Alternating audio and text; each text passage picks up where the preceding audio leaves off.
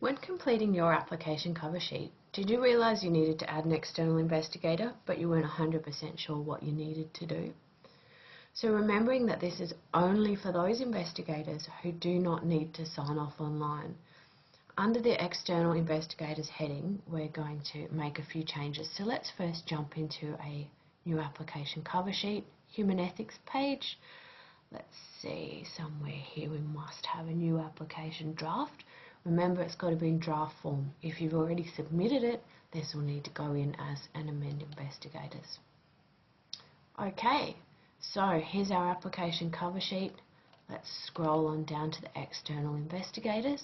We need to make sure if we're adding one that this drop down box does say yes, and you can enter the number of external investigators now, or you can enter them and add that later.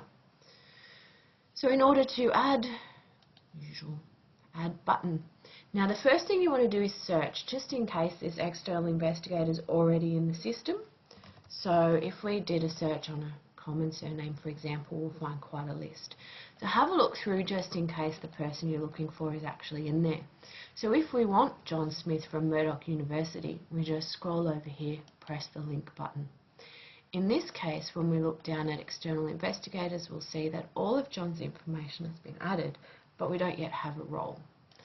The pen button over here will allow us to edit and choose the role, so we can choose that John may be a co-investigator, or perhaps he's a contact or coordinator only. We save the role. It is important that you include the role here. The next thing we would do for adding an external investigator would be to include our investigator details document over here on the Documents tab.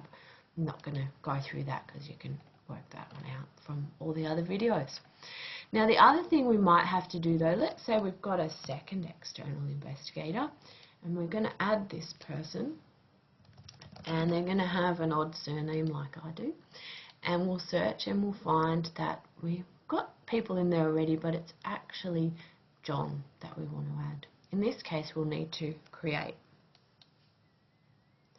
Click create and you'll fill in the details of your external investigator here. Whoops, jumped all the way down there. Put as much information in there as you can for us, it just makes life easier if you've got any extra information. Down here this is just if there is an external ethics application already, but we're not going to talk about that today. Okay, before you hit save, once you've put the person in here, what we would like you to do is click on over to this Organisations tab, press the Create button, and it's going to give you a list of all the existing organisations in the system. You can only choose from this predefined list.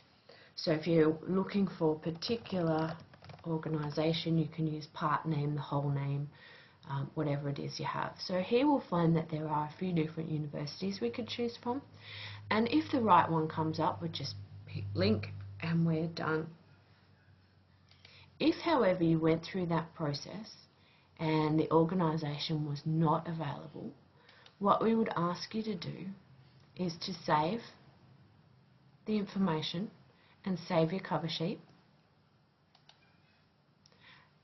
Come back here to your Home tab and click the email button and send the IRMA support group all the organisation details for that person so that we can add the organisation to the list and then you can properly link them to the list. Okay?